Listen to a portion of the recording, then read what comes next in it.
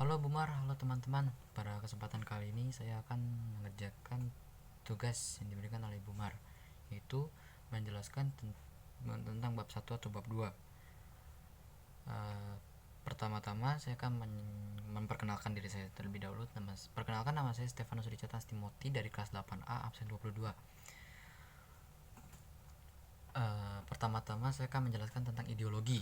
Ideologi adalah suatu sikap atau nilai yang dianggap benar, dan manfaat ideologi adalah sebagai pedoman dalam menyelesaikan atau memecahkan suatu persoalan dan masalah.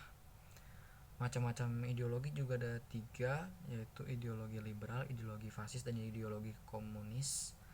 Ideologi liberal adalah ideologi yang mementingkan kepentingan individu atau kepentingan diri sendiri. Lalu ada ideologi komunis, adalah ideologi yang mementingkan kesamarataan. Lalu ada juga ideologi fasis yang bersifat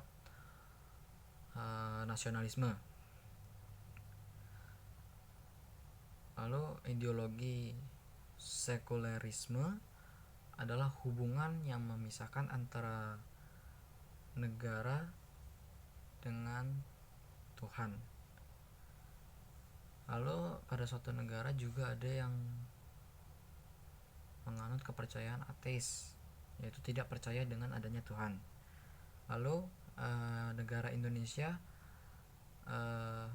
ada ideologi Pancasila. Apa saja yang termasuk ideologi Pancasila?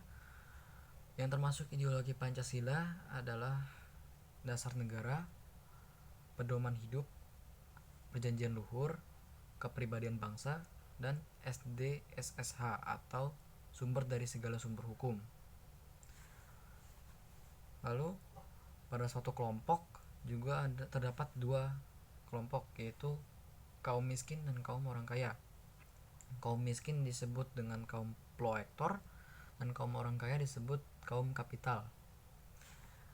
Lalu semua peraturan di Indonesia tidak boleh bertentangan dengan Pancasila. Lanjut ke berikutnya. Sekarang saya akan menjelaskan tentang hukum yang ada di Indonesia. Semua sumber hukum yang ada di Indonesia tersumber dari Pancasila. Lalu macam-macam sumber hukum yang ada di Indonesia itu ada UUD 1945, proklamasi, dekret presiden, dan Supersemar. Lalu hukum dibedakan menjadi 2, yaitu hukum sebelum proklamasi dan hukum setelah proklamasi. Hukum sebelum proklamasi disebut dengan hukum kolonial, dan hukum setelah proklamasi disebut dengan hukum nasional. Proklamasi menjadi sumber hukum karena terjadi perpindahan dari hukum kolonial ke hukum nasional. Lalu kepanjangan dari Supersemar itu surat perintah 11 Maret.